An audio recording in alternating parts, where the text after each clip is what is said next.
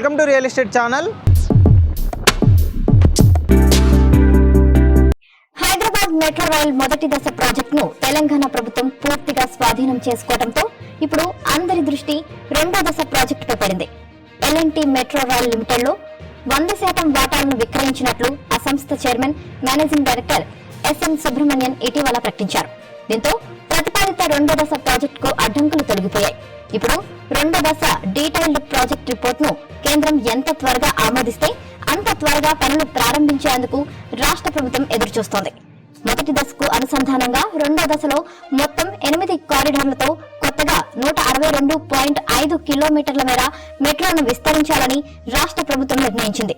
దీన్ని part A, part B గా విభజించారు. ఇందులో కారిడార్ 4 కింద నాగోల్ టు శంషాబాద్ ఎయిర్పోర్ట్ వరకు 36.8 కిలోమీటర్లు, కారిడార్ 9 కింద శంషాబాద్ ఎయిర్పోర్ట్ నుంచి భారత్ ఫ్యూచర్ సిటీ వరకు 39.6 కిలోమీటర్ల కారిడార్లు అతిపెద్దవి. నాగోల్ నుంచి ఫ్యూచర్ సిటీకి ఒకే రైలులో నేరుగా 76.4 కిలోమీటర్లు ప్రయాణించేలా దీనిని డిజైన్ చేశారు.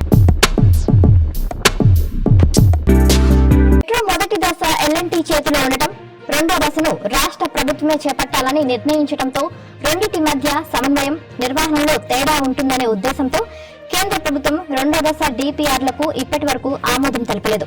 తాజాగా మొదటి దశను ప్రభుత్వం పూర్తిగా స్వాధీనం చేసుకోవడంతో అందరి దృష్టి కేంద్రం వైపు మళ్లింది. డిపిఆర్లకు అనుమతి ఇవ్వడంతో పాటు తన వాటా నిధుల విడుదల, బ్యాంకుల నుంచి తీసుకునే రుణాలకు సావరిన్ గ్యారంటీ ఇచ్చి కేంద్రం సహకారం అందించాల్సి ఉంది. దశలో పార్ట్ ఏలోని 5 కారిడార్ల నిర్మాణానికి 24,269 కోట్లు, పార్ట్ బిలోని 3 కారిడార్లకు 19,579 కోట్లు కలిపి మొత్తం 43,848 కోట్ల వ్యయం అవుతుందని అంచనా వేశారు. ఈ ప్రాజెక్టును 50:50 జాయింట్ వెంచర్ గా చేపట్టాలని కేంద్ర, రాష్ట్ర ప్రభుత్వాలు గతంలో నిర్ణయించాయి. ఇందులో 18% నిధులను కేంద్రం తన వాటా కింద అందించాల్సి ఉంది. మొత్తం వ్యయంలో 48% రుణంగా Japan international cooperation agency, Asian development బ్యాంకుల నుంచి తీసుకోవాలని నిర్ణయించారు. ఈ రుణాలకు కేంద్రం సావరిన్ గ్యారంటీ ఇవ్వాలి. ఈ పనులు ఎంత త్వరగా పూర్తయితే రెండో దశ అంత వేగంగా మొదలయ్యే అవకాశం ఉంటుంది. రాష్ట్ర కేబినెట్ ఆమోదించిన కారిడార్లకు అనుమతి ఇవ్వాలని గత సెప్టెంబర్, నవంబర్ నెలల్లో కేంద్రానికి ప్రతిపాదనలు పంపారు. అనుమతి ఇవ్వటంలో కేంద్రం ఆలస్యం చేస్తే ప్రాజెక్టు అంచనా వ్యయం పెరిగే అవకాశం రాష్ట్ర ప్రభుత్వం ఆందోళన చెందుతోంది.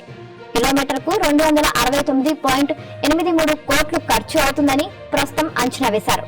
డిపిఆర్ ఆమోదంలో జాప్యం జరిగితే అది 300 కోట్లు దాటే అవకాశం ఉందని అధికారులు పేర్కొంటున్నారు.